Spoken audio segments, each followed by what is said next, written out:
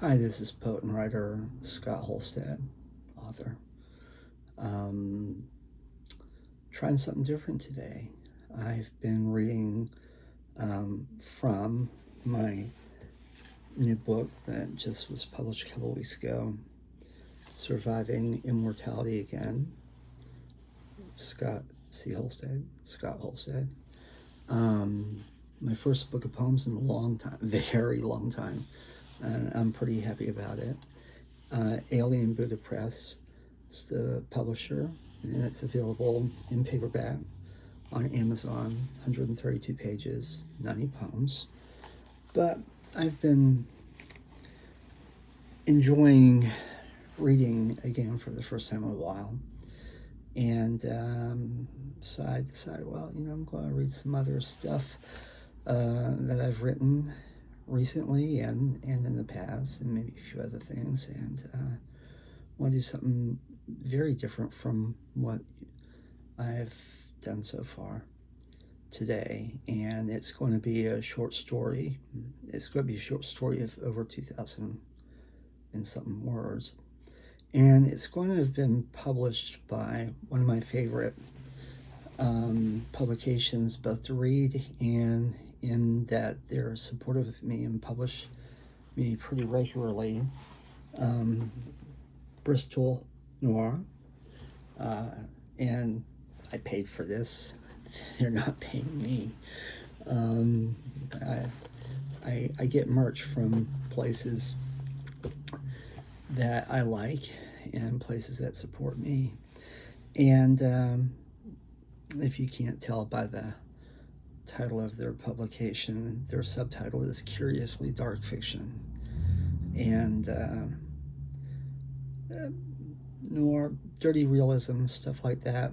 And this is one of my more recent pieces, and they've been very generous with me in allowing me some latitude in the stories I write for them. This one probably comes closest to what they might want from me and others. This was published back in June this year, 2025, and it's titled Always Knew It Would Be Like This. And it's not in any of my collections, and I simply printed out a PDF, so I'm just going to be reading old school because I'm an old man and practically a Luddite at this point. Back in the 80s when I was in tech, and 90s in tech, we used to laugh at the Luddites. Think, God, how sad. I'd say I'm probably one now myself. If you don't know what that is, look it up. You'll see a picture of me and maybe a dinosaur or something like that. Off topic. I'm going to start this piece, the short story. Always Knew It Would Be Like This. And this is not my typical genre, so I've published a few. I've dabbled in it. I've written in many other genres a lot more extensively, so I am not Raymond Chandler. You'll find out quite quickly, but I was pretty happy with this, and we'll see how you folks might feel. I know the type well. Been there. If it wasn't for the mercy of one or two others, mercy of God, my late father would have said. There's a fine line, I guess. Not much separating me from the bottom of the heap. Moved over from Phoenix to Long Beach, trying to make a go of it as a writer in SoCal. Really hard to make a living writing, though, unless you're in kitty lit or porn. There's one exception here, though. Really good screenwriters can make a killing. But, just like most waiters here claim to be actors, so too everyone's writing a script. But it's just not for me. Some claim I'm the only writer they've met who's not writing some sort of script. That's probably true. The fitness joint isn't the greasiest I've ever had, but damn near close. And this book been carrying is a little tough. Faulkner. Wouldn't normally buy it myself, but it was given to me. Some guy who was a little in love with me, I guess. Humans. The ones with breasts ignore me, the other ones want to stick it in me. What? The Pop Mart chicken tray that was from a line I used in something once, a long time ago. Or maybe would use, I'm not sure. Like I said, this Faulkner book looks and feels unnecessarily tough. The phenomenology, but without the stated purpose. Faulkner couldn't have been too bad, right? He was from the South, went to Ole Miss, I believe. Not quite as good as my alma mater, the grand old University of Tennessee, but certainly acceptable, especially for writers needing formal education in Southern Lit, Southern Gothic, yeah. However, I digress. I can feel him staring at me. Makes my skin buzz and jump just a little no matter where. I always try to get myself a table in the corner with the wall behind me so I can see who or what's coming. But this booth was up the wall a ways and a little behind me. Not ideal. Can see his reflection in the window though, kind of grainy. When I moved from Knoxville out to Phoenix a couple years ago, I was still on probation. My lawyer got me a pretty good deal, and I've been working to keep my nose clean. Had to. Problem was, I always seemed to attract trouble. Not that my temper helps any. My leather was supposed to keep trouble away, make him nervous, hesitant. Seemed to have the opposite effect out here in SoCal. Like bees of pollen. They come swaggering up to me, looking to start shit. The other night, this guy I see driving a Lexus in front of me, stops his car in the middle of a narrow one-way street, jumps out, comes running back at me, raving like a damn madman, yelling invectives and gesticulating, sorry, reminding me of some dude on Angel Dust I encountered some years ago. And I don't want to deal with that shit at all. I backed off, split. Not out of fear of him, but consequences. Maybe the first time in my life to do that. When it happened some years ago, he would have been gasping at the bottom of his crushed nose and jaw back then. Shit, I didn't even carry a weapon no more after that. Dame stole my blade back in the lot behind that crazy Planet Earth club where we were getting to know each other much better. Didn't expect her to swipe my clothes and take off while resting with a bottle of Jack afterwards. Replaced the cash easy enough, got a new ID, had a freaking snuggle in the switchblade out of Mexico though. Tipped me off, kind of warped story. Now, I sneak a look back at this guy. Doesn't look like too much trouble. Basic street person. Like I've been a couple times. Looks a little sleepy. Probably drunk on bad wine. Has a cup of coffee in front of him. Cold, too. No steam. Clutching a box of Ritz crackers, gripping it hard. He's looking out the window. Doesn't look like much, but then people have often questioned my eye for detail. I dig a pack of matches out my jeans, light up an unfiltered Camel, and check the other people out around me. There's a dried up old man 2 tables away struggling through an old-fashioned newspaper. Family of 4 is hurrying through a greasy meal in the other corner. Bad splotchy lighting. Can't see him that well. The kids look like hell, though. 2 bratty, screaming, snot-nosed little shits. The old man seems to derive a great deal of pleasure in backhanding the smaller one every few minutes. There's also a noisy group of punks sitting up against a far wall, comparing tats and arguing about who has the baddest skull tattooed on their neck. Actually kind of elaborate, to be honest. The holes in their arms, though, are gaping so big you can almost see the wall through them. Junk does that after a while. You can ask Bill B about that. He wrote a whole damn book about it. One particularly large skinhead over there is wearing a Dare to Keep Kids Off Drugs t-shirt. Nice. But hell, now it seems I can feel his eyes attached to the back of my head. I'm not the fighter I was once 10 or 12 years ago. Hell, 10, 12 years ago, I was just an 18-year-old kid. Lots happened since then. Things change. Sometimes I feel very old now. Still, I think I could take myself then, at 18, these days, even at my current age, if I had to. I'm bulkier, if nothing else. Well, maybe a bit wiser too, or at least I like to think so.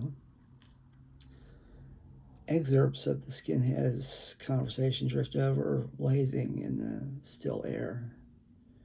I can hear words like fucking meetings, fights, thrashing, something about some old buddy of theirs now dead, apparently over a bike. And they're itching for payback on some Mexicans. Honestly, if there's anyone around here who looks like trouble, it's these boys. I'm momentarily startled at something black splashes onto my book, interrupting my thoughts. I look up and see patches of oily liquid dotting the ceiling above me. Every now and then a large drop falls slowly like a leaf to the ground, but somehow it looks like congealing pig blood to me. I glance over at the family. They're finishing their dinner and quarreling. The wife has pig eyes, and she glares at me for daring to observe their existence. Little piggy eyes squinting at the darkness. You make it come alive sometimes. You could, at least, if you tried. I mean, really tried. Sometimes living hard gets tiring. Sometimes giving up seems more attractive. My cigarette had burned out, so I light another. Take a drag and look back at the bum. He's wearing a blue Dodgers cap and has a really dirty blonde beard. He's slumped over against the wall, fingering his coffee cup.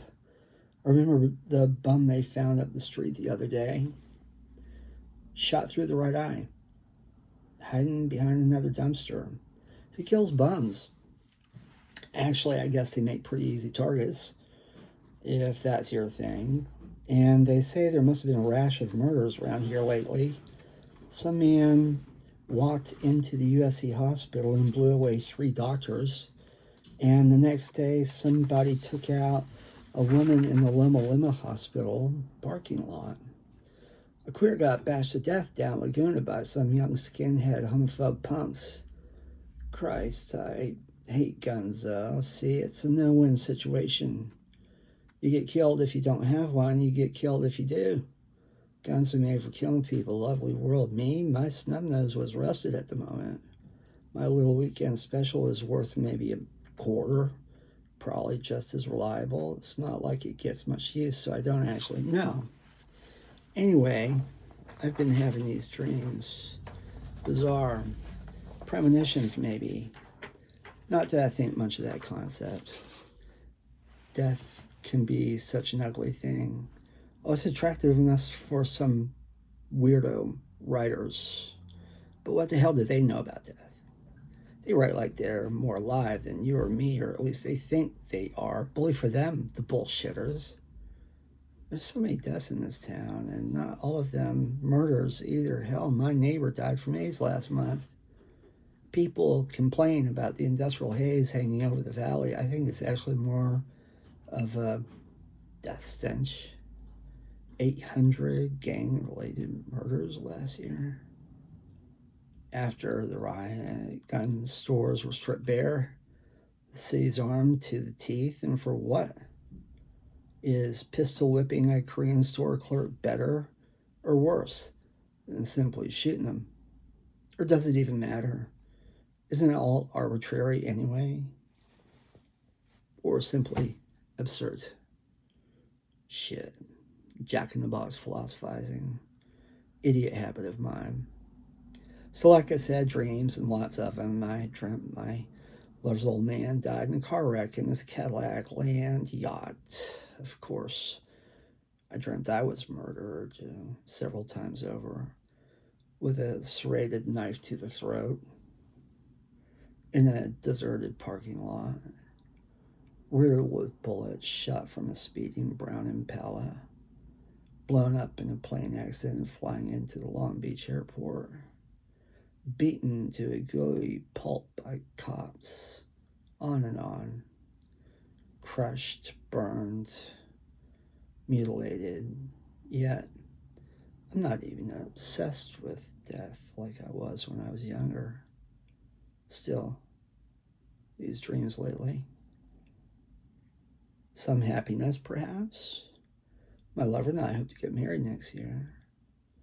I think of this now because I see a girl with straight, coffee-colored hair walking by the front window, but she walks with a slight limp, like a broken-down racehorse. I put the book away. I hate admitting this, and some of my old classmates would still, kill me, frankly, but I really prefer Bukowski and Faulkner, or Steinbeck, or Hemingway. All the required masters that we all take in class. I grew up reading in school every freaking year. Same ones. Maybe Bukowski's just more real to me these days.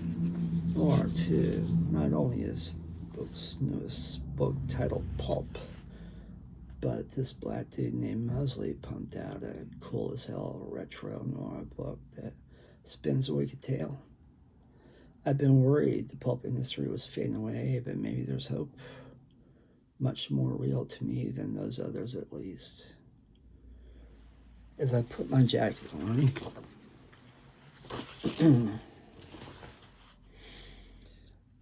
I turn to look at him again. His face looks chalk white. Sandy blonde straw hair shooting out from his head. I start walking towards his table, and as he turns, I see them, his ghostly eyes, cool, pale, blue, get lost in eyes, husky eyes, cold eyes. They dreamily glittered, all jewels and drugs, nighttime dreams of blood and money, warmth and peace. They're beautiful, and I almost love them tenderly. I catch myself staring, force myself to wake from my reverie, and notice him looking back at me blankly. I hurry past, almost a little embarrassed there, and down the littered hall to the bathroom. Turn the knob and step into rank darkness. Fumble for a light switch, and my hand brushes something hard and metallic before landing on the switch resting right beside the condom machine on the wall.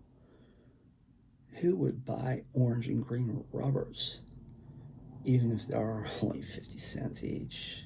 And the rib ones? I can't tell whether the girl pictured on the advertisement is moaning in ecstasy or pain. The urinal is littered with cigarette butts and dirty tissue. Dark yellow stains decorate the wall. I unzip, careful not to touch the cold porcelain. I let go, relishing the relieved hissing sound. As I rest my head against the wall, I hear the door open, followed by shuffling footsteps. Only one urinal. You're going to have to wait, I think.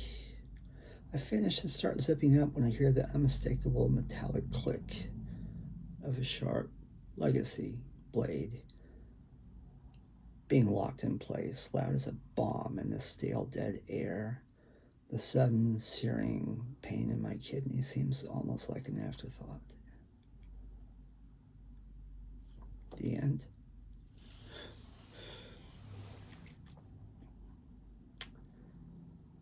I enjoyed writing that one, and this has taken about as long as I thought it would, 20 minutes. I'd like to wrap it up. Hope any of you watching this enjoyed it. And feel free to leave a comment, even if you didn't enjoy it. If you think it sucked, whatever, feel free to leave comments. Still just starting out with this new venture of reading a few things here and there. I don't have any grand aspirations. I'm not going to set up a Patreon. I have been out of the scene for a while, and it's kind of fun to be back. Feel free to, whatever they all say, like, subscribe, share, blah, blah, blah. I am hoping to be doing more of these videos, and I'm going to be reading from, I think, a number of my old books, as well as poems, stories, maybe essays, some nonfiction, creative nonfiction. And I would love it if any of you would feel free to subscribe, follow along, engage, share, and I will look forward to catching up with any or all of you next time around. Thanks. Have a good day.